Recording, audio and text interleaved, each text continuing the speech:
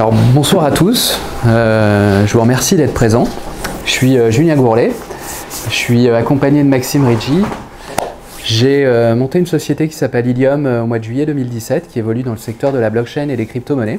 Alors plus précisément, on a deux activités, on fait du minage de Bitcoin et d'Ether et puis on opère depuis quelques semaines une pool de minage d'Ether.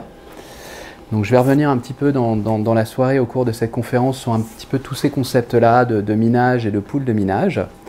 Je vous invite vraiment chaleureusement à poser des questions au cours de la présentation pour que ce soit un petit peu interactif, un petit peu plus marrant et que ça me permette de revenir sur des points de détail et des concepts que je n'aurais pas forcément suffisamment expliqués. Alors, je sais que beaucoup d'entre vous doivent être quand même familiarisés avec notamment la blockchain, mais je me sens un peu obligé de revenir dessus, histoire de partir sur de bonnes bases. Alors, la blockchain, c'est globalement une base de données décentralisée, organisée comme son nom l'indique en chaîne de blocs, dans laquelle vous allez encapsuler des transactions. C'est une technologie qui a été créée pour le Bitcoin en 2008 par le mystérieux Satoshi Nakamoto et qui a été donc créée pour le Bitcoin avec l'idée de construire un système d'échange de valeurs décentralisé qui pouvait se passer d'institutions tierces.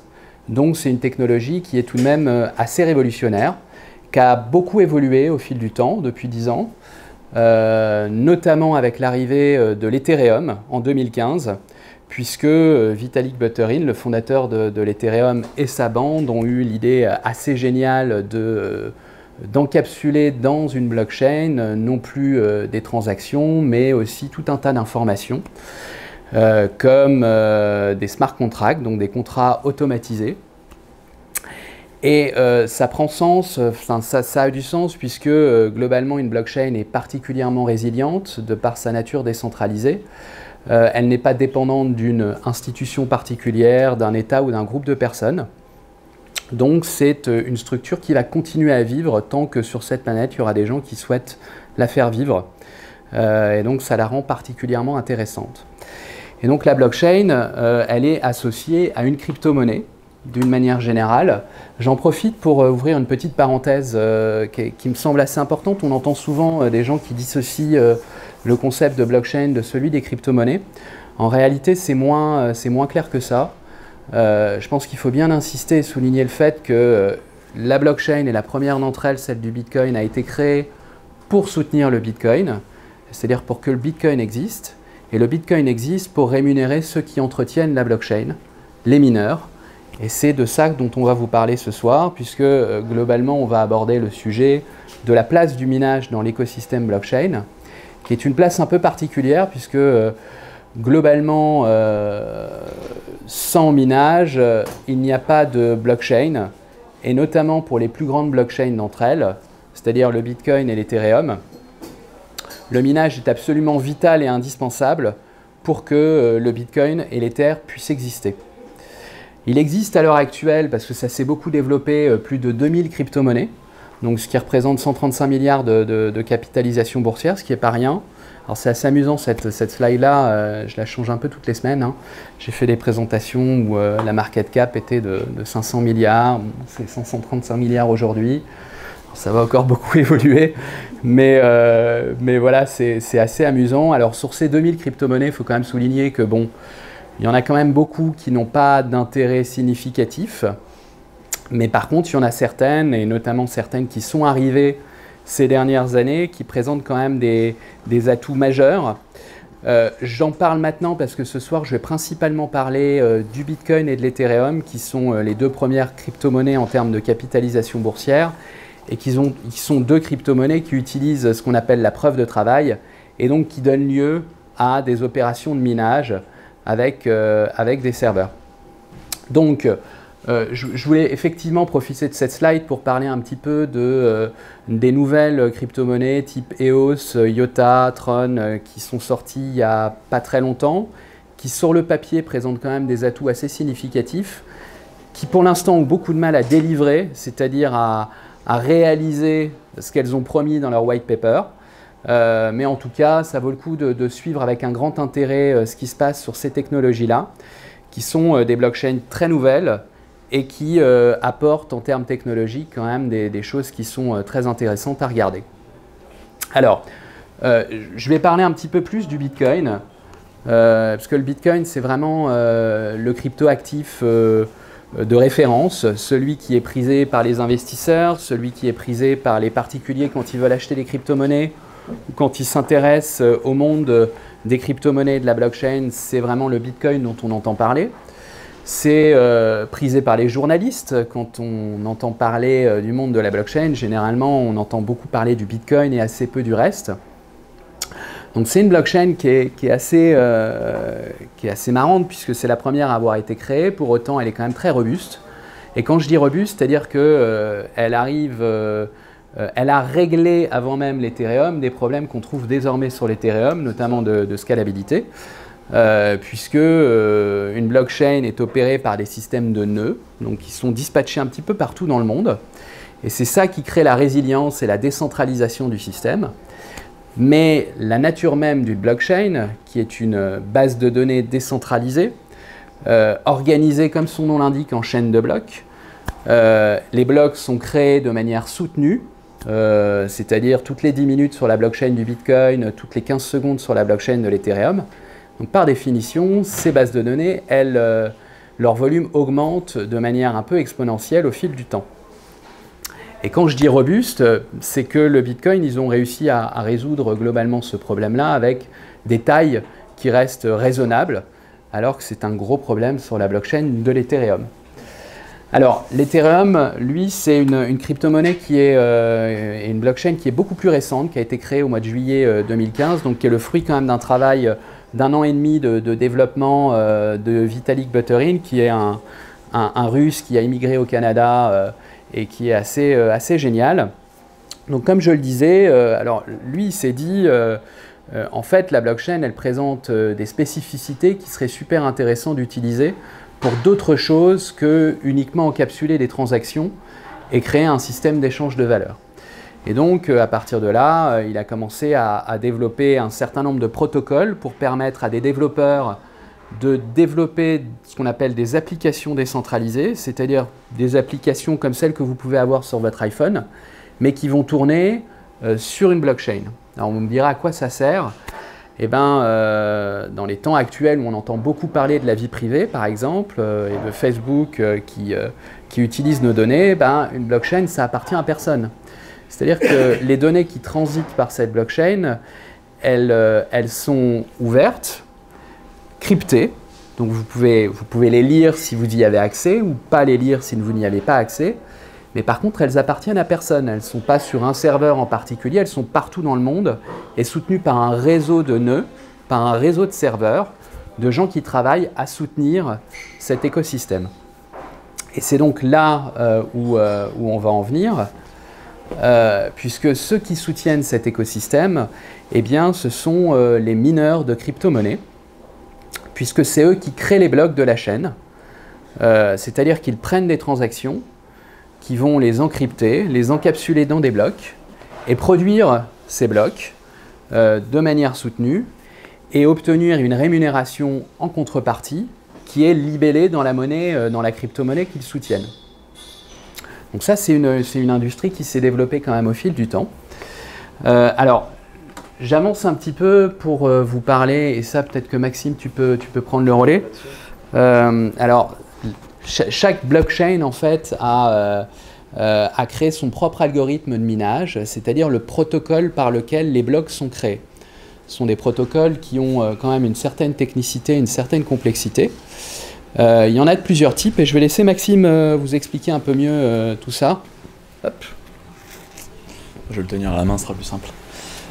Du coup, le premier algorithme de consensus, donc le principe d'un algorithme de consensus, c'est que plusieurs ordinateurs, donc tous ces nœuds, qui au final c'est un programme informatique qui tourne sur un ordinateur, se mettent d'accord sur le fait de quelles sont les données qu'il va falloir encapsuler à l'intérieur de la blockchain.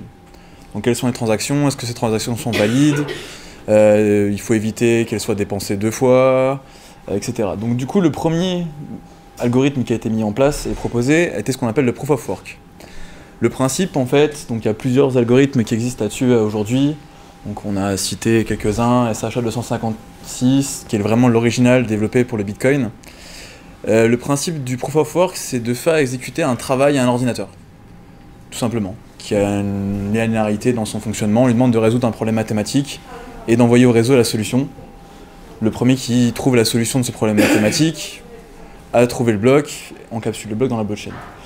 Depuis, un des soucis de cet algorithme, c'est qu'il demande énormément de machines. Donc du coup, énormément d'électricité, beaucoup d'opérations sur les serveurs, beaucoup de machines. Je pense que vous avez peut-être, certains d'entre vous, déjà vu sur Internet des photos de fermes de minage, ou ce genre de choses. On parle d'énormes hangars, comme les salles de serveurs d'Amazon, ce genre de choses, mais du coup qui ne servent en vrai qu'à une seule chose, c'est-à-dire produire des crypto-monnaies. Donc du coup, d'autres équipes, dont on parlait tout à l'heure, par exemple EOS, Tron ou même Ethereum aujourd'hui, qui veulent faire un peu le switch vers de nouvelles technologies, ont essayé de créer de nouveaux algorithmes de consensus, comme par exemple le Proof of Stake, donc la preuve d'enjeu, qui du coup, au lieu de demander à un ordinateur de faire un calcul complexe, on va simplement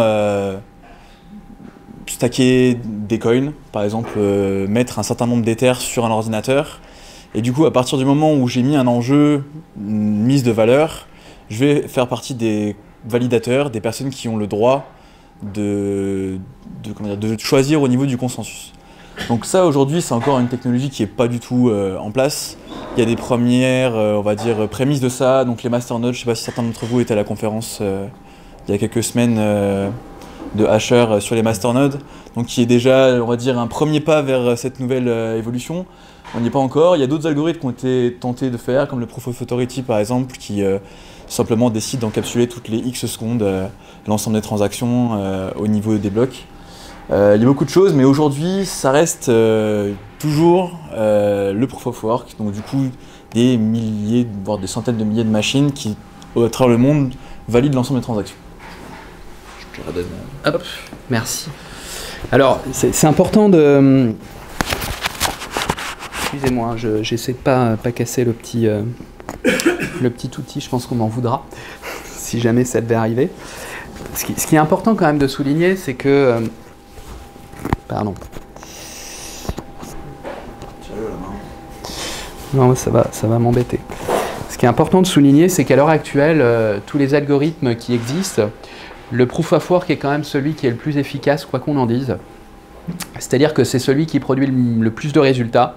Pour l'instant, le Proof of Stake et le Delegated Proof of Stake utilisé par exemple sur la blockchain de l'EOS ne démontrent pas une efficacité exceptionnelle, loin de là. Et on peut percevoir d'ores et déjà des failles et beaucoup de documentation provenant des États-Unis ont été faites pour démontrer la faillibilité quelque part de ces protocoles. Et c'est important de souligner dans l'environnement actuel où on réfléchit beaucoup et on entend assez régulièrement des attaques pas forcément très subtiles sur ce qu'est le minage et la preuve de travail, que finalement, bon, on a quand même deux crypto-monnaies qui représentent 85 milliards de market cap, à peu près 10 à 15 milliards d'échanges quotidiens, et qu'on parle quand même de volumes d'échanges qui ne sont pas neutres, qui n'ont rien à voir effectivement avec les marchés financiers actuels, mais qui sont déjà sur des volumes très importants et qui sont soutenus par une technologie qui a moins de 10 ans, qui est certes immature, et on y reviendra plus tard, notamment dans sa consommation d'énergie. Et il y a un travail de fond à effectuer sur l'efficience de ce système-là. Néanmoins, il est opérationnel, il est fonctionnel, et pour l'instant, la blockchain du Bitcoin n'a jamais été hackée. Quand vous entendez parler de hacking sur le Bitcoin, en fait, ce sont les systèmes annexes, c'est-à-dire les exchanges d'une manière générale, les systèmes qui vous permettent d'échanger des crypto-monnaies contre des dollars ou des euros, qui se font hacker parce qu'eux ont d'une manière générale plus de failles, puisque ce sont des opérations qui sont effectuées hors de la blockchain. Toutes les opérations effectuées sur la blockchain, c'est-à-dire qui sont encapsulées directement sur la blockchain, il est impossible de les modifier, par définition, puisque le concept même de blockchain, c'est une chaîne de blocs. À l'entête de chacun de ces blocs, vous avez l'ensemble de l'information contenue dans les blocs qui va précéder le bloc en question, qui est compressé. Et donc on comprend bien et assez vite que si on veut modifier une transaction, modifier une partie de la chaîne, vous allez devoir modifier l'ensemble de la chaîne, ce qui représente en termes de capacité de calcul quelque chose qui n'existe plus maintenant à l'heure actuelle, puisque la blockchain du Bitcoin dispose d'une capacité de calcul extrêmement importante, et à ma connaissance, personne au monde n'est en mesure de la modifier. Donc, voilà un petit peu sur les algorithmes de consensus. Je vous en prie. Est-ce qu'on peut envisager, dans une blockchain donnée, de changer d'algorithme de consensus à un moment dans la vie de la blockchain? Absolument. C'est ce qui est en cours sur la blockchain de l'Ethereum. Donc, ils sont partis en 2015 sur un système de preuve de travail. Serveur, opération de serveur, beaucoup d'électricité. On valide les blocs par des opérations complexes, comme l'a expliqué Maxime. Et ils vont switcher, dans les 2 années qui viennent, vers un système qu'on appelle de Proof of Stake. Pour résumer, vous avez des Ethers, vous allez les immobiliser, et c'est cette immobilisation qui va vous permettre de valider des blocs. Donc ça va faire l'objet d'une transition qui va être sans doute assez difficile en termes techniques et assez douloureuse pour un certain nombre d'acteurs, mais qui va permettre de passer à un autre système, un protocole qui n'aura sans doute rien à voir. Donc on peut, effectivement, même si la blockchain de l'Ethereum, c'est 15 milliards de valeur. Quand vous avez 15 milliards de valeur sur un système, un protocole informatique, vous faites attention quand vous le faites évoluer. Par nature, je dirais. Mais oui, effectivement, c'est possible. Alors quelle est la problématique qu'il y a sur les blockchains? C'est l'utilisation énergétique sans but, dans le sens où c'est une compétition, celui qui va craquer, enfin qui va faire le calcul pour avoir le droit de miner le bloc. Le reste qui auront été en compétition à ce moment-là auront fait des calculs qui n'auront servi à rien. Est-ce qu'on peut imaginer qu'il y ait une utilisation de cette puissance à bon escient pour la société? Est-ce que par exemple demain on pourrait imaginer du travail de big data sur de la recherche scientifique qui soit incorporé pour obtenir le droit de miner un bloc par exemple? Alors, Gnosis, qui est un coin qui n'est pas très grand, mais c'est un peu leur idée derrière, c'est-à-dire qu'ils ont un système de minage où globalement le système a pour vocation d'être utilisé pour faire du travail scientifique, puisqu'effectivement les scientifiques sont très gourmands en puissance de calcul, notamment sur les computer grid, on pense au LHC ou à ces choses-là. Pour ce qui est du Bitcoin et de l'Ethereum, c'est pas possible, parce qu'en réalité, ceux qui ne font rien selon vous sécurisent en réalité la chaîne rien qu'en étant là. Puisque le fait qu'ils soient là augmente la puissance de calcul nécessaire qu'il faudrait pour pouvoir modifier la chaîne. Et donc du coup, c'est parce qu'il y a une grande puissance de calcul qu'il est impossible de modifier cette blockchain. S'il y avait un seul serveur qui trouvait les blocs à chaque fois de la blockchain de l'Ethereum, il suffirait d'en mettre 2 à côté pour détruire tout ce qui a été fait, pour modifier la chaîne de A à Z, et dire voilà, A n'a rien donné à B, A il m'a tout donné en fait, B aussi m'a tout donné, et donc quelqu'un peut s'approprier l'ensemble de la valeur de cette blockchain. C'est pour ça que la puissance de calcul d'une blockchain est quand même un prérequis à sa sécurité. Maintenant, il y a sans doute des réflexions à mener en la matière, mais je pense que les réflexions, elles sont sans doute plus sur un switch de protocole, comme l'a dit le monsieur, c'est-à-dire que d'essayer éventuellement de switcher d'un système de proof of work à un système de proof of stake, mais aussi sans doute dans des réflexions un peu plus basiques, c'est-à-dire réutilisation de chaleur. On a quand même affaire à une activité où globalement vos serveurs, c'est 100% de chaleur en termes de taux de transformation, vous transformez votre électricité en joules. Sur des ASIC, c'est particulièrement flagrant. Moi, j'ai fait les tests en laboratoire. Vous êtes sur des taux de transformation de 99 à 100%. Donc, nous, par exemple, on a un partenariat avec Centrale Supélec sur le campus de Metz où on opère 200 machines, 200 ASICs. On chauffe les locaux. Et ça, vous avez quand même une réutilisation de la plupart de l'énergie, puisqu'ils ont déposé un dossier à l'ADEME qui a financé leur installation, parce qu'ils ne se chauffent plus en utilisant du kilowattheure, donc ils ne sollicitent plus EDF pour chauffer leurs locaux, ils nous sollicitent nous. Donc quelque part, l'électricité, elle est utilisée 2 fois. Elle est utilisée pour alimenter nos machines, et nos machines, elles chauffent, et elles chauffent des locaux. Donc vous avez quand même pas mal de pistes à ce niveau-là. La piste de changement dans le software, où on se dit, comme il y a une seule machine qui trouve le bloc, ce qui est vrai, hein, toutes les autres, elles ont servi à rien, y a une faille dans ce raisonnement, c'est qu'en réalité, ces autres machines-là, si elles n'étaient pas là, votre blockchain, elle n'existerait pas. Parce qu'elle se ferait détruire d'un coup par quelqu'un qui aurait un serveur ou deux de plus que celui qui a découvert le bloc et qui dirait, bah, en fait, je m'approprie le truc et j'en fais ce que je veux. Voilà. J'espère que j'ai répondu à votre question. Est-ce que vous voulez dire un mot sur le calcul quantique vis-à-vis de la sécurité de la blockchain? Alors bon, c'est un sujet qui est quand même assez lointain. Pour ce que j'en sais, je ne suis pas spécialiste de mécanique quantique et d'informatique quantique. Peut-être que Maxime, tu peux... Moi, j'ai déjà un peu plus de recherche là-dessus, si tu veux, je récupère le micro. Hop là. Le souci aujourd'hui, c'est d'avoir accès à ce genre de machine à plus grande échelle. C'est-à-dire que clairement, c'est un moyen d'améliorer grandement la sécurité, de réduire aussi le coût, de réduire aussi les besoins d'électricité pour pouvoir faire ce genre de machine. Le problème, c'est que ça reste encore pas du tout quelque chose qui, on va dire, mass market, qui permet d'être distribué un peu partout dans le monde. Aujourd'hui, on en a essentiellement dans des labos de recherche, chez quelques gros industriels, chez IBM, etc. par exemple, chez Intel. Mais c'est pas encore un produit qu'on peut avoir partout.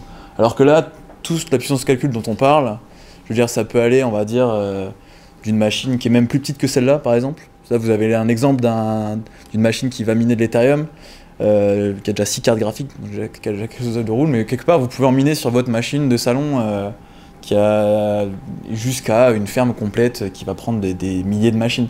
Donc du coup, le fait que ce soit assez simple d'accès, c'est important au niveau de cette distribution et cette validation.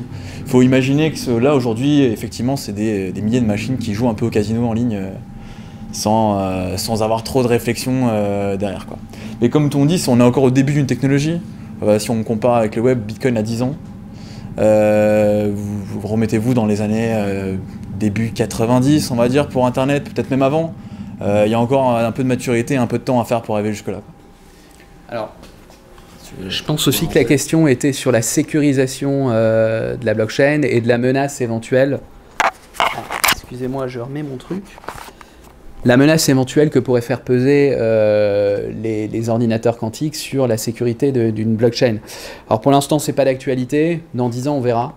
Mais c'est vrai que c'est un sujet. J'ai lu un article du MIT sur cette question qui disait qu'effectivement, d'ici une dizaine d'années, les ordinateurs quantiques seraient en mesure de complètement hacker en fait, une blockchain, c'est-à-dire cette puissance de calcul dont je vous parle, qui est impossible à atteindre à l'heure actuelle pour modifier, pour faire une attaque à 51% sur le Bitcoin par exemple.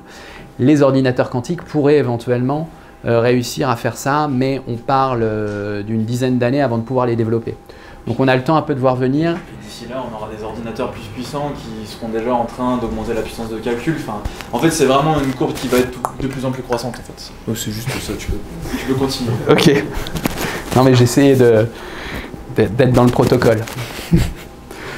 Bon, on va avancer un peu. Ouais. Le proof of stake, comment il est sécurisé? Parce que c'est celui qui a le plus de... Alors le proof of stake, en fait, non, il y a deux éléments. En fait, celui qui a le plus d'argent, celui qui a le plus de valeur, il va immobiliser. Et cette immobilisation va lui permettre, dans le cadre d'un système de sélection qui soit basé sur la chance, comme celui que l'Ethereum veut mettre en place, soit basé sur un système de vote, comme l'EOS, d'être ce qu'on appelle un validateur. Et lui, ce validateur, par contre, il a des très gros ordinateurs derrière, qui valident les blocs, donc il fait un travail un petit peu similaire à celui des mineurs, et donc vous avez du travail informatique derrière. Il est juste un peu plus réduit. Il y en a un seul qui le fait. Alors, il y en a 21 sur la blockchain de l'EOS. C'est d'ailleurs un problème parce que c'est censé être décentralisé. Vous voyez bien qu'ils ont... et en fait, l'EOS, c'est simple. Vous avez un EOS, vous pouvez voter pour qui va être le validateur. Vous en avez 21 maintenant qui sont validateurs. C'est CT à 21. Ça ne pourra pas être plus, pas être moins. C'est toujours les mêmes. Et en fait, c'est toujours les mêmes. C'est d'ailleurs un gros problème, puisque en plus de ça, apparemment, il y a un petit peu de collusion entre ces 21 validateurs. On a vu quelques articles sortir ces derniers mois expliquant qu'en fait, ils s'étaient mis d'accord pour exclure un certain nombre de wallets de cette blockchain. Donc, on voit bien que les problèmes qu'on rencontre avec l'Ethereum ou le Bitcoin ne sont pas résolus par des systèmes de delegated proof of stake, parce que c'est le système mis en place sur l'EOS, mais qu'en fait, ils en créent d'autres. et que pour l'instant, c'est encore moins mûr, puisque les hausses, bon, sur le papier, c'est génial, mais dans les faits, pour l'instant, ils ont beaucoup de mal à délivrer ce qu'ils avaient promis. Mais sinon, oui, c'est ça, c'est en fait les plus riches gagnent hein, dans un système de proof of stake, et on peut se demander quand même quelle est la réflexion derrière, alors que quand même les crypto-monnaies, c'est censé être un extraordinaire moyen de redistribution des richesses, un extraordinaire moyen, parce que globalement, initialement, c'est des geeks hein, qui ont commencé à miner des bitcoins en 2010-2011. Tout le monde s'est dit, c'est quoi ce truc? Bon, bah maintenant, vous en avez quelques-uns quand même qui ont gagné beaucoup d'argent. Et c'est aussi bien pour eux, parce qu'ils ont vu une technologie émerger, ils l'ont soutenue, ils ont participé à tout ça. Et c'est quand même assez sympathique de pouvoir en tirer les bénéfices dans un cadre assez général, quoi. Alors, j'enchaîne sur le matériel de minage, qui fait suite en fait à la slide précédente sur les algorithmes. Parce qu'en fait, chaque algorithme va nécessiter son propre matériel de minage. J'en ai mis deux en avant. C'est d'un côté les ASICs, qui ont été développés progressivement sur des blockchains assez anciennes, comme celle du Bitcoin, qui n'avaient pas cette réflexion initialement. Et donc du coup, on s'est rendu compte, et des sociétés comme Bitmain, qui est le leader chinois, s'est rendu compte qu'ils pouvaient développer des processeurs dont l'unique fonction serait de miner du Bitcoin et d'être particulièrement efficace dans cette activité, c'est-à-dire de trouver les blocs. Donc ils se sont mis à créer ce que vous voyez là, ce qu'on appelle des... Bon, c'est des antminers, hein, concrètement c'est des tubes. À l'intérieur, vous avez 3 cartes mères sur lesquelles vous avez disposé 60-70 processeurs. C'est 189 hein, dans cette petite machine qui n'est pas très grande, qui fait beaucoup de bruit par contre, et qui est refroidie par des systèmes de ventilateurs. Et donc ça fait que du minage de Bitcoin. Quand l'Ether est arrivé, en 2015, ils se sont dit... parce que le problème de ces ASICs-là, c'est qu'en fait, vous allez favoriser les gros acteurs. Ce sont les gros acteurs qui vont pouvoir se payer beaucoup de matériel et créer des fermes énormes qui vont en fait valider les transactions. Et face à la problématique de la décentralisation ou de la centralisation, l'Ether, ils se sont dit, bon, nous, ce qu'on souhaiterait faire, c'est plutôt que des gamers qui ont des PC assez robustes généralement puissent les faire fonctionner la nuit quand ils ne jouent pas. C'est-à-dire, ils jouent 18 heures par jour, puis les 6 heures durant lesquelles ils ne jouent pas, eh ben, ils pourraient gagner un petit peu d'argent en laissant tourner leur PC. C'est un peu l'idée initiale, c'est plutôt une très bonne idée. Et du coup, ils ont créé un algorithme qui favorise ce qu'on appelle le GPU mining, c'est-à-dire le minage par carte graphique, des cartes graphiques comme celles que vous voyez là. Donc là, vous avez quelques contraintes, mais globalement, si vous avez une bonne carte graphique, vous pouvez miner de l'Ether. Donc, ce qui permet quand même une décentralisation beaucoup plus forte de l'effort de minage sur la blockchain de l'Ethereum, contrairement à celle du Bitcoin, qui est particulièrement centralisée. On estimait il y a encore un an, parce que ça évolue quand même assez vite, que 80 à 85% du minage s'effectuait en Chine. Alors depuis, les Chinois sont moins cool avec le minage, donc ça a un petit peu évolué, mais ça reste quand même énormément concentré en Asie. Et c'est un problème d'ailleurs sur lequel on reviendra un petit peu plus tard dans la présentation, puisque faut bien comprendre que le minage, c'est la création monétaire dans le monde des crypto-monnaies. Dans le monde des crypto-monnaies, le seul moyen que vous avez de créer cette monnaie, c'est de miner, en tout cas dans un système de preuve de travail.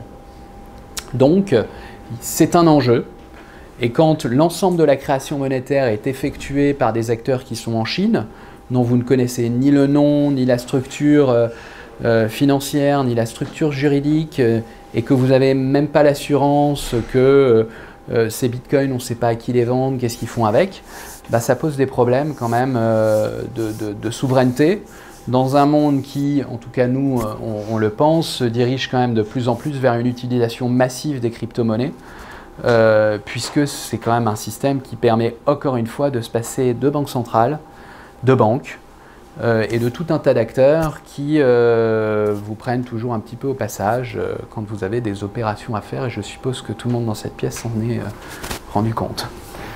Donc voilà, après, bon, le deuxième type, voilà, c'est une petite photo assez classique. Bon, c'est une autre manière de setter un rig, mais c'est la même chose que ça en fait. Hein. C'est 6 cartes graphiques sur une carte mère. Et globalement, ce sont les cartes graphiques qui font l'effort de minage, donc qui font le travail, et qui permet de valider les blocs de la chaîne, encrypter les transactions, les valider, créer les blocs, et donc obtenir les rewards qui sont associés à ces blocs. Quand je dis les rewards, c'est la rémunération. Quand vous créez un bloc sur la blockchain de l'Ether, vous avez le droit à 3 Ethers. Donc voilà un petit peu. Alors, après, bon, ça je l'ai déjà pas mal abordé, mais effectivement, j'insiste quand même sur le fait que... J'insiste quand même sur le fait que il faut bien comprendre que le minage, encore une fois, c'est une activité qui est absolument essentielle. Sans le minage, la blockchain du Bitcoin et de l'Ether n'existerait pas. Et c'est un moyen de sécuriser les transactions, de les encrypter, de les valider.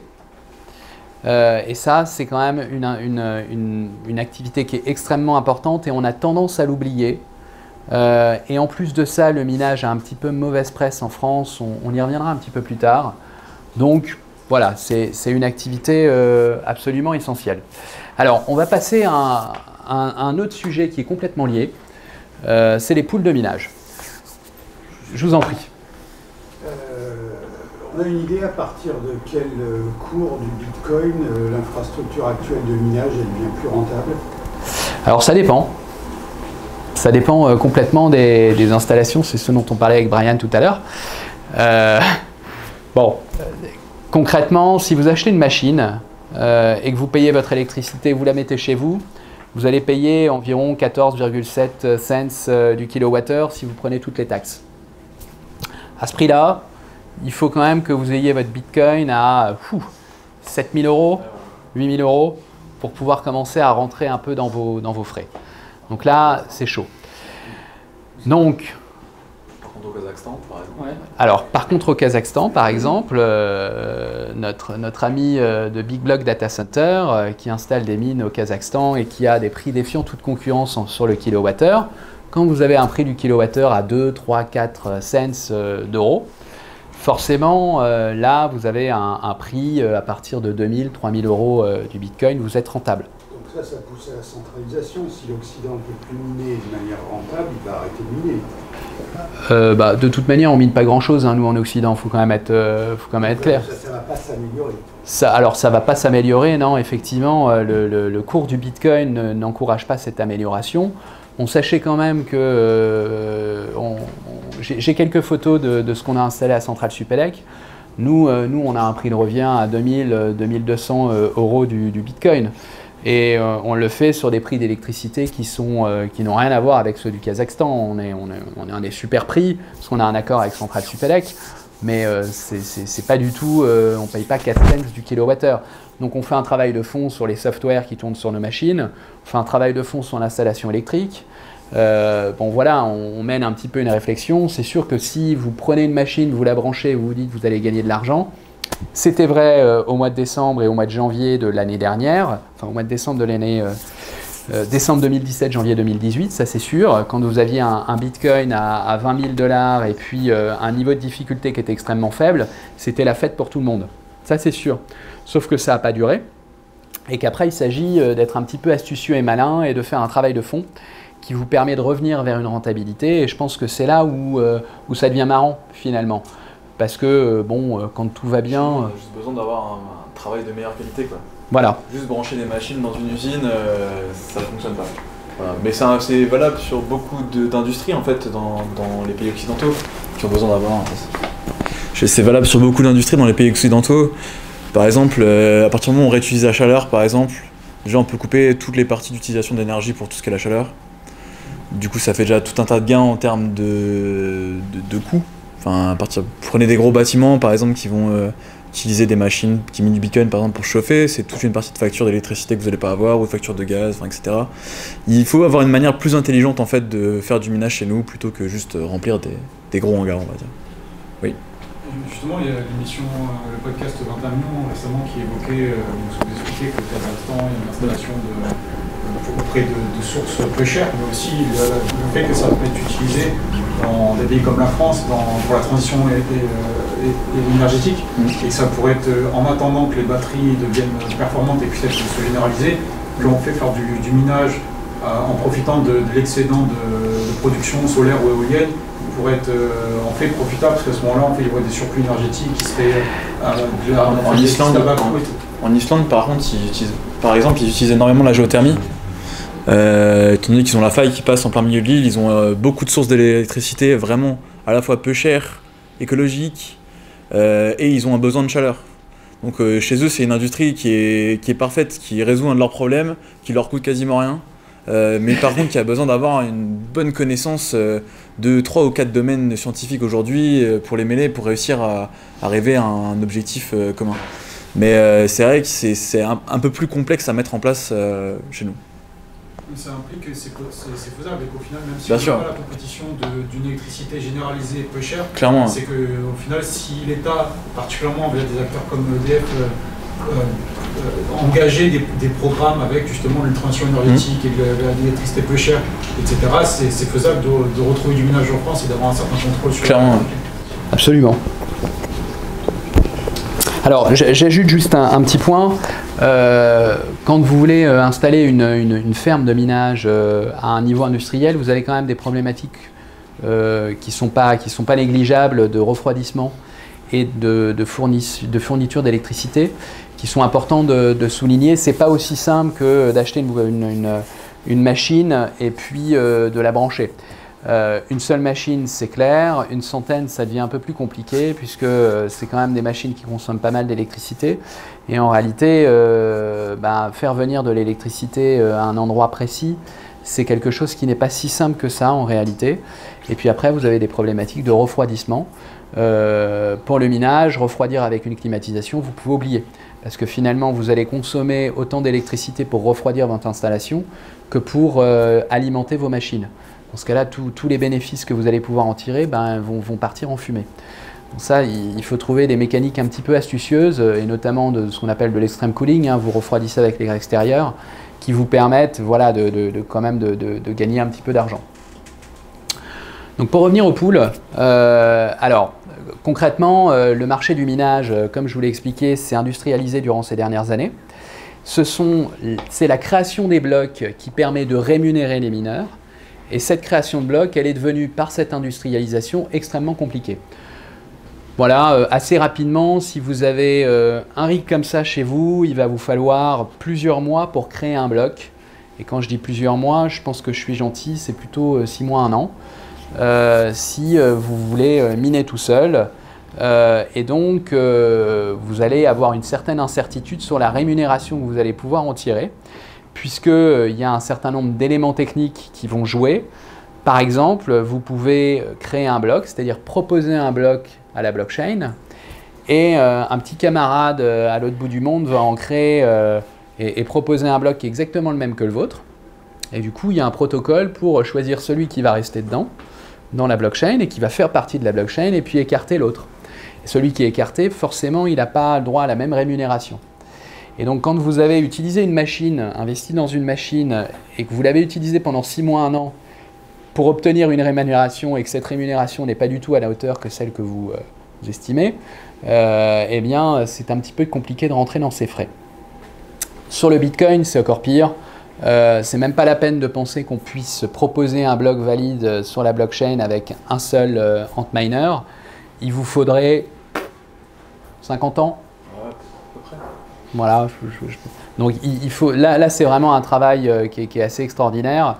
Nous, on a plus de 200 machines qui tournent. On avait estimé qu'il nous faudrait 4 mois pour créer un bloc. Ouais, 3 mois avec Ouais. On était tout seul.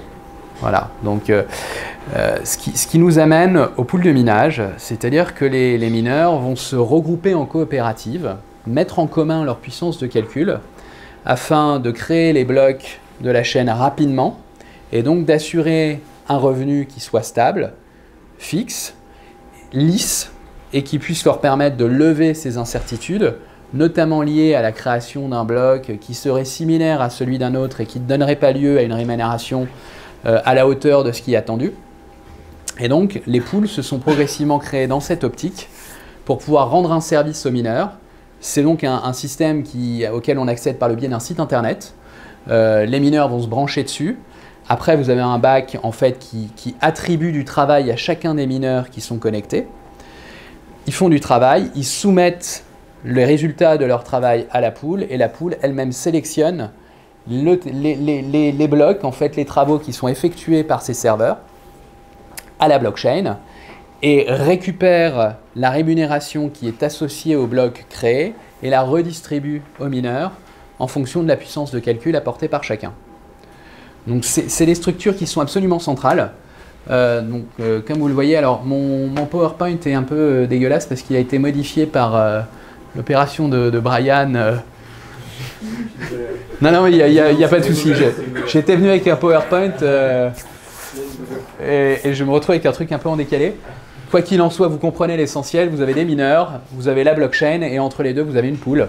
Cette pool, elle va attribuer du travail à chacun des mineurs et elle va permettre en fait à chacun des serveurs d'avoir en permanence du travail à effectuer, en permanence des propositions à faire pour encapsuler, encrypter, créer des blocs et donc arriver à la création de blocs. Mais là, on recentralise. Alors, on recentralise dans une certaine mesure, sauf qu'une pool n'est pas un système centralisé, puisqu'en fait, c'est une coopérative de mineurs. On distribue plutôt. Voilà. En fait, on distribue. Par ailleurs, mais c'est vrai, c'est un espèce de goulot d'étranglement par lequel les mineurs sont obligés de passer pour pouvoir obtenir une rémunération qui soit fixe. En même temps, les mineurs, s'ils veulent avoir une rémunération, ils sont bien contents d'avoir une pool qui va globalement, en termes de business model, leur avancer ce qu'ils sont en train de miner. Techniquement aussi. Ça demande... Est-ce qu'une pool, finalement, pourrait avoir plus de la moitié la capacité... Ah bah je vais faire un petit topo là-dessus. Ah. Voilà, comme ça on va y venir. Alors, au niveau de la centralisation, oui. Au début, par exemple, sur le Bitcoin, il y a eu certaines pools qui ont eu jusqu'à 50% de la puissance de calcul. Voire même plus parfois. C'est le début d'une technologie, il y a peu d'acteurs qui s'y intéressent, c'est normal. Mais ça reste un goulot d'étranglement. Le plus gros problème, là aujourd'hui par exemple, ça s'est plus lissé. Il y a globalement une dizaine d'acteurs majeurs et jusqu'à une cinquantaine d'acteurs qui sont mineurs mais quand même, on va dire, conséquents. Et aujourd'hui, il y a des graphiques qui existent de répartition des pools à ce niveau-là. Et il y a quand même, c'est assez lissé, quoi, c'est équitable. Il n'y a plus vraiment un acteur majoritaire qui possède une énorme puissance de calcul. Le gros souci, et pourquoi vous avez besoin d'une pool, c'est que l'opération de miner tout seul, outre le fait que ça vous demande une énorme puissance de calcul, ça quelque part c'est que de l'argent, il suffit d'acheter plus de machines, ça demande d'avoir aussi une connaissance technique du réseau, de savoir comment on s'y branche, comment on se connecte à ces machines, quels sont les serveurs. Ce sont de nouveaux types de programmes, les nœuds, qui sont assez capricieux, pas encore très stables, vu que c'est une technologie qui est récente. Il y a beaucoup d'opérations de maintenance à faire. Si vous deviez faire tourner ça chez vous, en plus d'une machine comme ça, vous auriez besoin d'avoir une petite barre de serveur avec quelques process qui tournent pour pouvoir vous connecter au réseau Ethereum par exemple ou au réseau Bitcoin. Donc ça demande quand même d'avoir aussi une connaissance technique supplémentaire et pour pouvoir, on va dire, arriver jusqu'à la blockchain et pouvoir proposer un bloc. La deuxième chose aussi, c'est que afin de pouvoir, on va dire, faire profiter le maximum de personnes, par exemple quelqu'un qui a un ordinateur chez lui, il faut pouvoir lui promettre une rémunération qui est toutes les semaines, on va dire, tous les jours ou potentiellement au moins tous les mois, plutôt que lui dire donne-nous ta machine et peut-être qu'on t'enverra un Ether dans 2 ans si tu réussis à en avoir. Voilà. C'est beaucoup moins intéressant. Le but c'est ça, c'est vraiment de lisser cette répartition-là. Et du coup, les pools permettent, elles, par contre, de fournir l'ensemble du hash rate qui lui est disponible, la puissance de calcul, au réseau juste derrière. Et donc, par ce biais... C'est vraiment pas de bien. Ouais, non, c'est pas super pratique. Oui. Et donc, par ce biais... Excuse-moi, 2 questions. C'est quoi l'acteur majeur en termes de nombre de machines, de puissance de calcul? Alors... Et la deuxième, c'est quoi le coût moyen d'une machine, juste pour figurer un peu ce que ça représente? Alors, les acteurs majeurs sur l'Ethereum, c'est une société qui s'appelle... Enfin, c'est une pool qui s'appelle Ethermine, qui est la première pool, Spark Pool, F2 Pool. Donc, c'est 3 grandes pools. F2 Pool et Spark Pool sont des pools asiatiques. Ethermine est une pool initialement asiatique, rachetée par une société viennoise. Donc voilà un petit peu. Et eux, alors, Ethermine, c'est 26% du marché, Sparkpool, c'est 18%, et F2Pool, ça doit être 11%. Donc pour que vous ayez, on est quand même assez loin des 50% évoqués. Sur le Bitcoin, c'est Bitmain, le plus gros acteur, donc qui est aussi le créateur, le plus gros créateur de hardware, donc de machines permettant de miner. Donc ce qui est un problème sur le Bitcoin, beaucoup d'articles sont parus sur l'ultra-dominance de cette société chinoise sur l'industrie Bitcoin.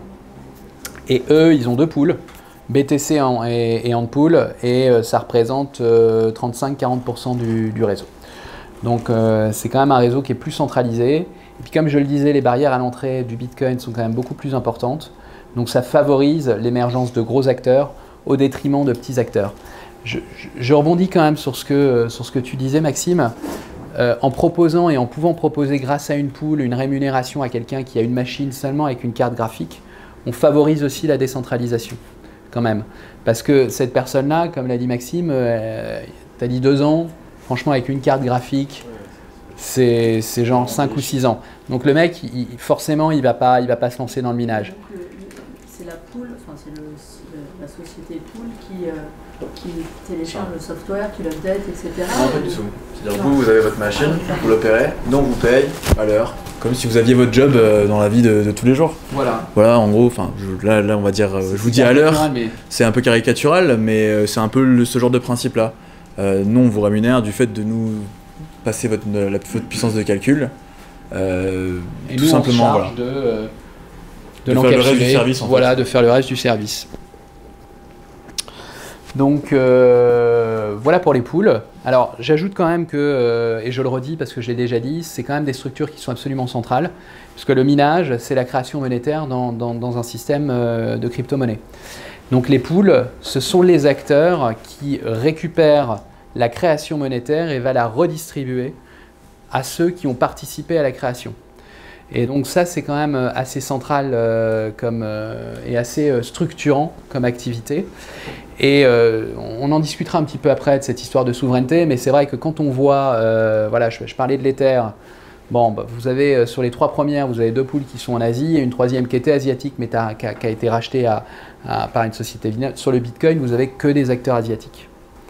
Et donc là, si on imagine le Bitcoin devenir une vraie monnaie d'échange sur Internet et quand Amazon, on l'espère, acceptera les Bitcoins par exemple, on se retrouvera quand même à utiliser une monnaie dont l'émission monétaire est exclusivement faite par des acteurs qui sont asiatiques. Est-ce que ça pose pas un problème? C'est-à-dire que les mineurs sont en Asie, les pools sont en Asie. Bon, ça serait peut-être bien qu'on se pose une question en Occident ou en Europe et même en France. Est-ce qu'il n'y aurait pas quelque chose à faire? Est-ce que ce n'est pas une industrie qui peut avoir un intérêt stratégique à développer? Alors,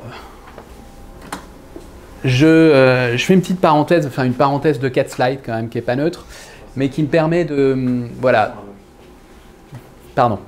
Sur ce que vous disiez, juste une remarque, c'est justement le podcast 21 millions, le dernier épisode, c'était exactement sur ce que vous citez, c'est le côté environnemental et stratégie géopolitique. Et on fait, comme vous expliquez, ce que j'ai dit tout à l'heure, la possibilité en fait d'introduire du minage dans la transition énergétique. La personne qui est interviewée expliquait même qu'il y a toute une logique géopolitique qui peut être fusionnée dans cet aspect-là. Alors c'est mentionné dans le rapport des 2 parlementaires qui ont fait un rapport sur les crypto-monnaies en France et ils proposaient d'investir quand même 500 millions d'euros dans les 3 années qui viennent dans l'industrie de la blockchain d'une manière générale. Ils proposaient aussi de pouvoir mettre en place une tarification spéciale pour les mineurs par le biais d'EDF et de favoriser l'émergence d'acteurs en France sur le minage. Parce qu'effectivement, cette question-là, elle est un petit peu évidente. Vous avez d'un côté favoriser la transition écologique parce qu'on a de la récupération de chaleur qui est facile et qu'on sait faire en fait. Globalement, vous avez des machines, elles créent un flux d'air chaud, ce flux d'air chaud, il chauffe de l'eau. Avec de cette eau, vous chauffez les bâtiments. Donc vous avez des systèmes quand même qui ont été mis en place d'ailleurs par une boîte qui s'appelle Tresorio à Metz dans notre région, donc qui fait ça et ça se développe beaucoup et c'est très malin, c'est très intelligent. Et vous avez la deuxième question de la souveraineté. Il est évident qu'à un moment donné, il faut qu'en Europe on puisse se doter de machines qui créent les bitcoins, parce que la production de bitcoin, on parle de minage, mais c'est de la production monétaire en réalité, cette activité. Et cette production monétaire, elle ne peut pas être entre les mains que d'acteurs asiatiques qui échappent totalement à notre contrôle, qui n'ont pas du tout les mêmes contraintes environnementales, voire qu'en ont aucune, et qui s'en soucient peu, pour pas dire plus. Et du coup, on a là un enjeu qui est géopolitique et stratégique assez évident. Est-ce que vous savez si en France, il y a des études, voire de la recherche sur l'utilisation, l'exploitation d'anciennes mines ou des fonds marins, comme Microsoft avait fait il y a quelques années, ils avaient mis un serveur sous l'eau, ouais. Sachant que la France a le premier territoire maritime au monde, ouais.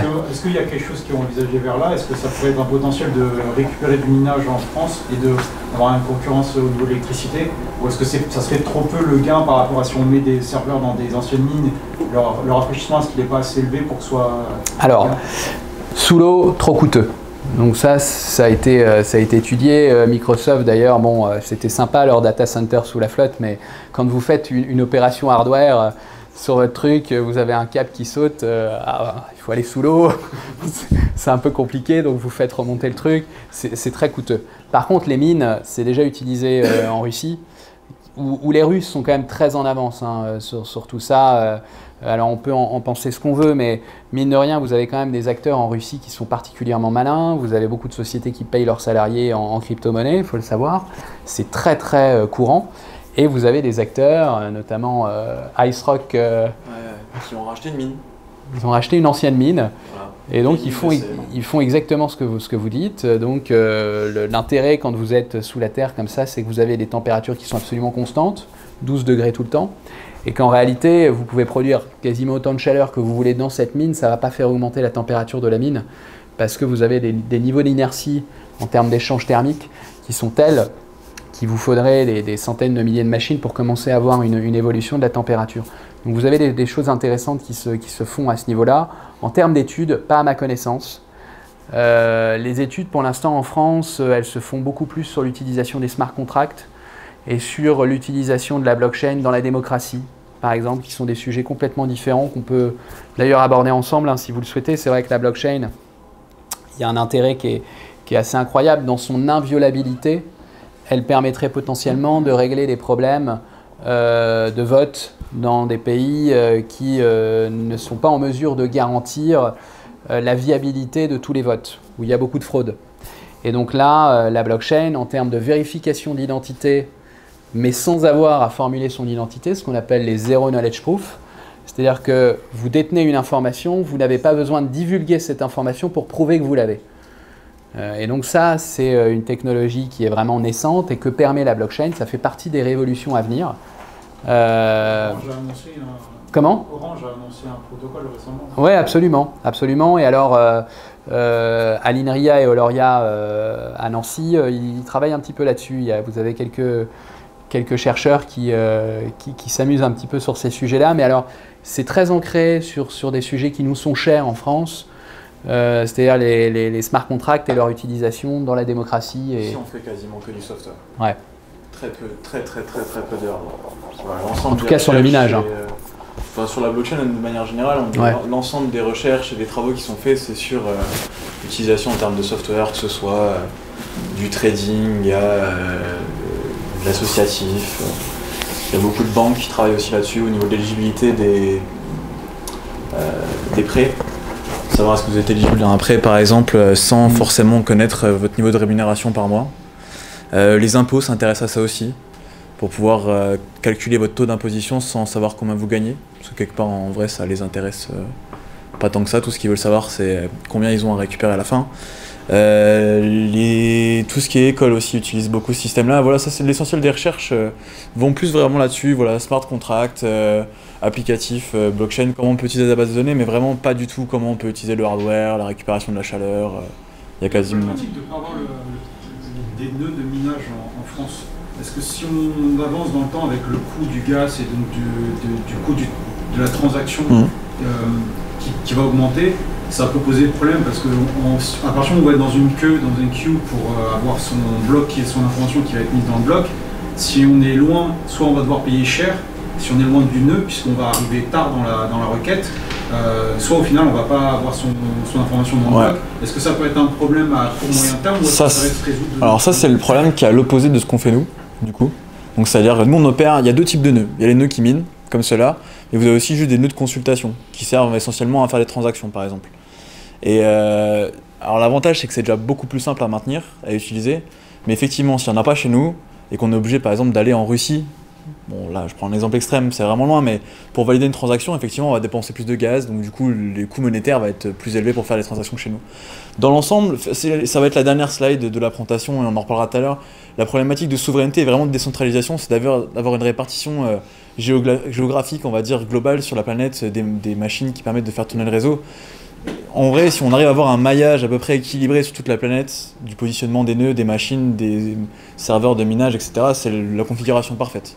Donc si on n'en a pas chez nous, on sera forcément dépendant de quelqu'un d'autre, ce qui est déjà le cas aujourd'hui. En gros, actuellement, on doit, on va dire, 60% à la Chine, 30% aux États-Unis et 10% au reste du monde.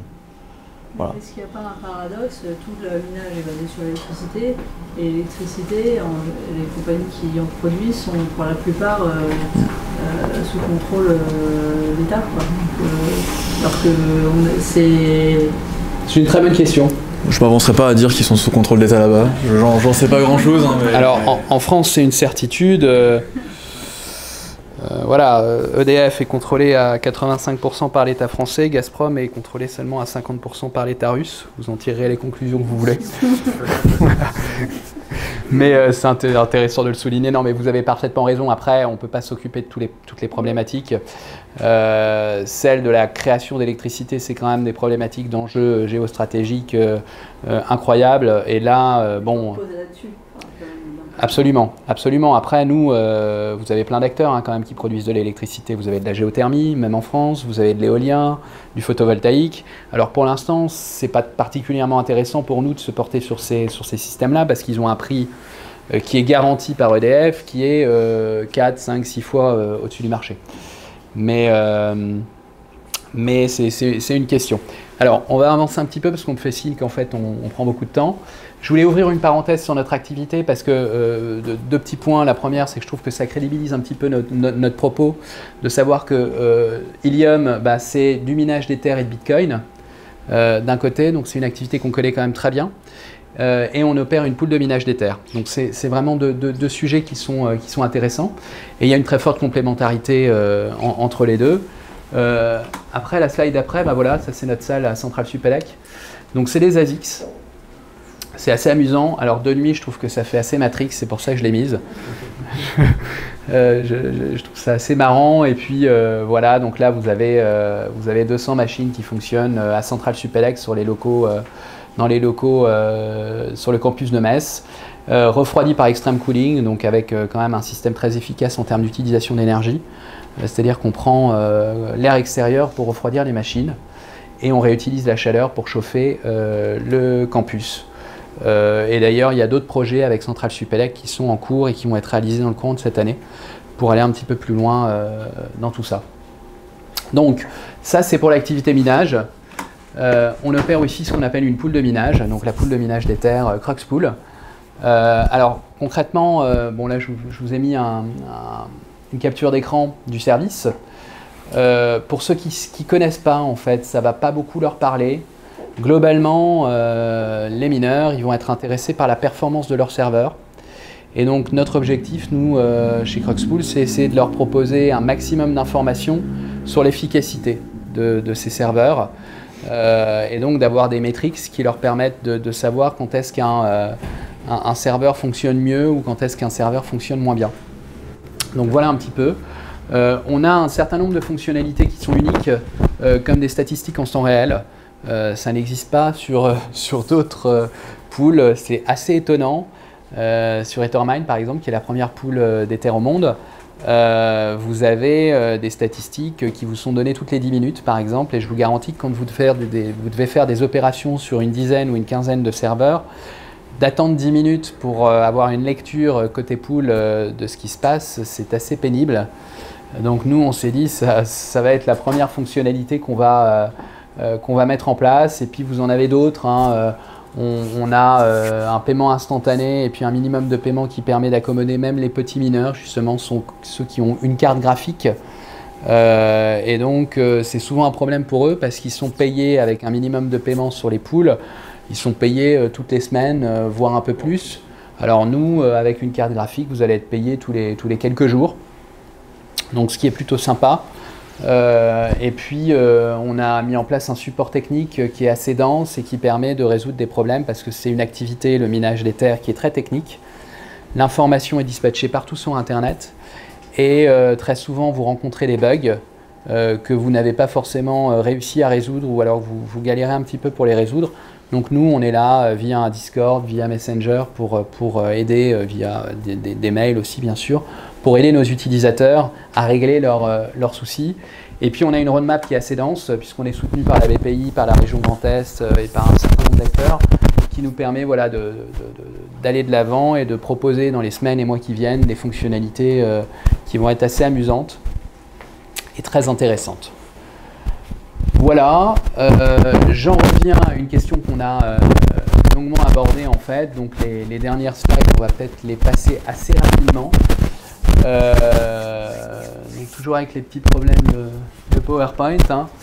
Le minage quand même aujourd'hui, il faut bien comprendre que c'est un marché qui est énorme. Faut se rendre compte que les mineurs par an récupèrent à peu près 10 à 15 milliards de dollars. Donc 10 à 15 milliards de dollars rien qu'en minage. Donc à ça vous ajoutez l'ensemble de l'écosystème développement des applications décentralisées. L'ensemble de l'écosystème de création de hardware, donc vous avez Wizard Mining qui a fait des rigs, donc eux ils vendent du hardware, vous en avez beaucoup d'autres sur Terre et vous avez bien évidemment le plus gros d'entre eux qui est Bitmain qui vend des ASICs pour le Bitcoin principalement mais pas uniquement et c'est une activité quand même qui génère plusieurs milliards de dollars par an et donc l'écosystème économiquement parlant est très important. Et il est particulièrement florissant et très dynamique. Il y a plein de choses qui se passent, et bien évidemment, ce qui se passe sans doute de plus amusant, c'est qu'est-ce qu'on fait avec une blockchain. C'est une technologie qui est neuve, qui présente beaucoup d'intérêt, qui est assez immature, mais voilà, il faut tâtonner pour l'utiliser. C'est un petit peu comme Internet au début des années 90. Vous ne trouvez pas beaucoup de tutos sur Internet pour trouver comment ça fonctionne, comment il faut faire. Donc il faut faire un travail de fond assez important. Mais il se passe beaucoup de choses. Sur la démocratie, sur l'utilisation de chaleur, sur des applications décentralisées. Tout ça, ça n'existait pas avant. C'est un écosystème qui est très très intéressant. Donc voilà. La France. La France, voilà, comme on le disait, bon dernier. Hein. Oui, alors ils ont fait quelques articles positifs il y a quelques mois, mais ils en ont fait des négatifs, mais plutôt merci à Roubini. Hein. Il a bien cassé le truc. Bon, quoi qu'il en soit, effectivement, en France, on a un petit peu de difficulté à comprendre que c'est une activité quand même très intéressante, qui va bien au-delà du minage, mais alors on fait beaucoup de choses dans le software, mais quand je dis beaucoup de choses, en fait, c'est bien peu comparé aux Allemands. Les Allemands, par exemple, ont une industrie du minage qui est à peu près 10 fois plus importante que celle de la France, alors que ce n'est pas dans le monde un acteur particulièrement important. C'est pour dire les différences d'échelle qu'on peut trouver rien qu'en Europe. Et c'est vrai qu'en Pologne aussi, et même en Angleterre, vous avez beaucoup d'acteurs, en tout cas beaucoup plus qu'en France. Et c'est dommage qu'en France, on ait loupé ce coche-là, parce qu'il est quand même important de souligner, et assez amusant de souligner, que la révolution de la blockchain et celle des crypto-monnaies, eh ben, la Silicon Valley est un peu passée à côté. Alors, il se rattrape, mais je pense que c'est la première révolution technologique durant ces 30-40 dernières années, où, voilà, la Silicon Valley n'était pas pionnière sur ce segment-là d'activité, ils n'ont pas vu le truc venir, et ils se sont laissés dépasser par des acteurs qui sont principalement asiatiques. Et donc c'est quand même intéressant parce qu'on a une place à prendre, on a quelque chose à faire en fait dans cet écosystème. On a quelque chose à faire sur le minage bien entendu, et ça on l'a déjà dit à maintes reprises. Je pense qu'il est temps et il est très important de se rendre compte qu'il faut une industrie du minage en France, parce que la production de crypto-monnaies ne peut pas se faire uniquement à l'extérieur de nos frontières, il faut qu'on en produise aussi ici. Et puis parce que derrière cette industrie, il y a tout un écosystème de start-up qui se crée, qui est florissante, qui crée des emplois, qui crée de la richesse. Et contrairement à d'autres révolutions, c'est une révolution qui génère beaucoup d'argent et donc qui permet voilà, de financer un certain nombre de choses. J'en termine par une slide de résumé. Comment se lancer dans le minage? Alors c'est assez succinct, mais en même temps c'est assez amusant. Globalement, ça se résume en 3 points. Il vous faut du matériel, donc soit un ASICS, soit un rig, donc des cartes graphiques ou un serveur spécialisé vendu par une société chinoise, malheureusement, parce qu'en Europe, on n'en construit pas. Vous avez besoin de logiciels, c'est-à-dire généralement des logiciels qui sont spécialisés, qui vont vous permettre sur vos serveurs de prendre cette puissance de calcul pour l'envoyer quelque part.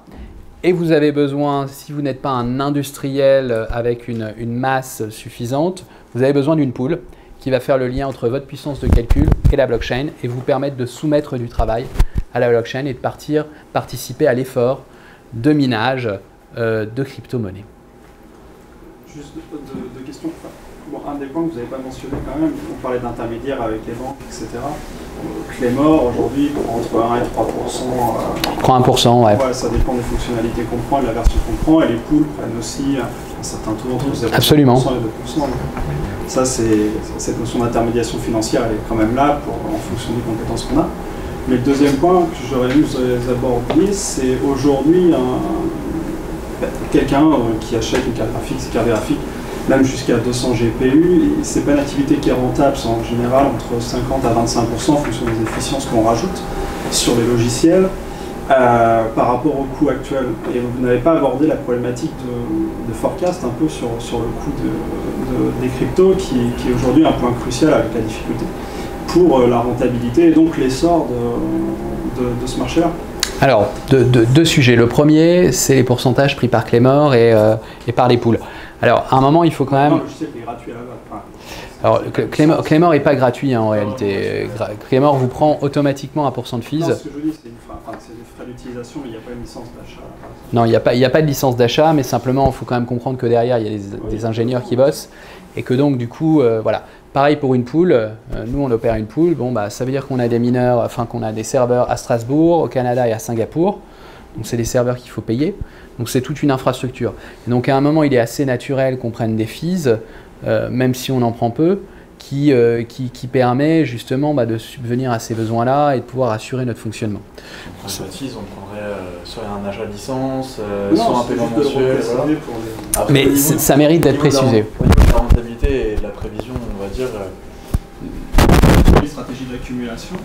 Alors voilà, alors il y a plusieurs stratégies, mais je pense que ici, même si vous investissez en trading sur les crypto-monnaies, il y a le même genre de stratégies qui apparaissent. Alors soit on les garde en attendant qu'on devienne riche et qu'on puisse acheter une bonne paire de Lamborghini. Je suis pas sûr que c'est la meilleure idée, mais de manière générale, il suffit d'avoir un peu une réflexion. Il y a du matériel aujourd'hui qui est encore rentable malgré le prix des crypto-monnaies. Donc inversement, quand vous serez à 400 ou à 500 euros sur les terres, vous allez être très très rentable. Vous en générerez moins parce que la difficulté va augmenter effectivement. Mais par contre, là, franchement, on n'est encore pas à un seuil. Il faudrait vraiment que le marché explose pour que plus personne ne soit capable de produire ce genre de monnaie. Après, pour un particulier, le problème c'est plutôt en combien de temps vous allez récupérer votre investissement matériel. C'est-à-dire que par exemple, vous prenez l'hiver dernier, où les terres étaient assez chères quand même. Bon, alors là c'est le pic, vraiment, même si on prend une base, on va dire, qui a été de 600-700 $ sur une grosse période, voilà. Oui, vous avez acheté vos rigs, donc vous avez acheté une première machine comme ça, vous avez permis d'en acheter une deuxième le mois d'après, les deux vous permis d'en acheter une troisième, une quatrième, et vous êtes retrouvé en fait à multiplier votre investissement par 10 en l'espace de 3 mois. Ça c'est une bulle, c'est rare. Et c'est pas ce qu'on cherche dans les business on va dire du monde entier, peu importe dans quoi vous êtes. Généralement, si vous investissez dans l'immobilier, on fait quoi? On fait 3-4%, et vous payez votre prêt pendant quelques années avant de commencer à générer un seul euro. Enfin, on est dans le même principe. Les gens ont une vision avec le minage que en fait, ça va leur apporter de l'argent tout de suite. Mais c'est pas le cas. Vous allez devoir amortir votre hardware quand même. Une machine, ça vaut... tout à l'heure, vous posiez la question, on vous a pas répondu, je suis vraiment désolé. Une machine comme ça, chez Wizard Mining, c'est... Un Siri, tu ne sais pas? C'est à peu près 3000 euros. Voilà, à peu près 3000 euros. Si vous la montez vous-même, le coût des pièces est aux alentours de, je sais pas, un peu plus de 2000, on va dire. Voilà. C'est 25%. Ouais, voilà. Et après, si vous prenez par exemple un ASICS, donc une machine qui est déjà une carte préprogrammée qui fait que ça, vous allez les payer une version moderne 1200, 1300 à peu près, jusqu'à 2000, et les moins bonnes à 500 euros. Enfin, vous avez vraiment tout type de machine. Aujourd'hui, il y a vraiment quoi faire là-dessus.